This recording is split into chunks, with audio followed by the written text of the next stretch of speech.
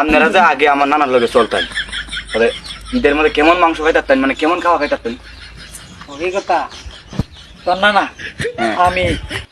হাসিম ভাই আছেন আমরা হাসিম ভাই আমরা তিনজন হাসিম ভাই তো নাই গেছে না না নাই আমার বন্ধু ভালাই ঠিক আছে আর আগের কালে যে ঈদের মধ্যে মিষ্টি খাইতাম গরু তো বেহে গড়া গড়ে এক করে দিছে গরিব দুনিয়ার গরিব না বেহে দিছে আমরা দিছি আমরা তিনজন তো আনন্দ কিনারা জেনে যায় আমি তো কেউ একখানি থেকে যতটি গোড়া আছে তিনজনে ব্যক্তির মধ্যে বইতাম অর্থানে বড় বড় ডেক রান দিয়েছি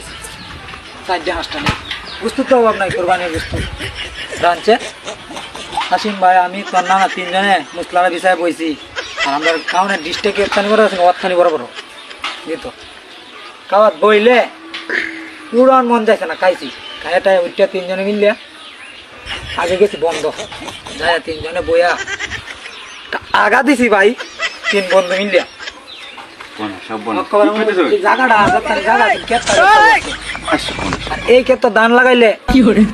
কত ধান যে হয়েছে ধানও তো হইতো মাথা উষা উষা ধান ও না না অন্য তো আপনারাও নাক গিয়ে খালি আপনি আল্লাহর কথা নিয়ে আগুন না আগাও নাক গিয়া ক্ষেতের মধ্যে ধানও হয় না ছোট ছোট আগের আগা তো অনেক আমি অত দিনে বুঝছি কথাটা। হ্যাঁ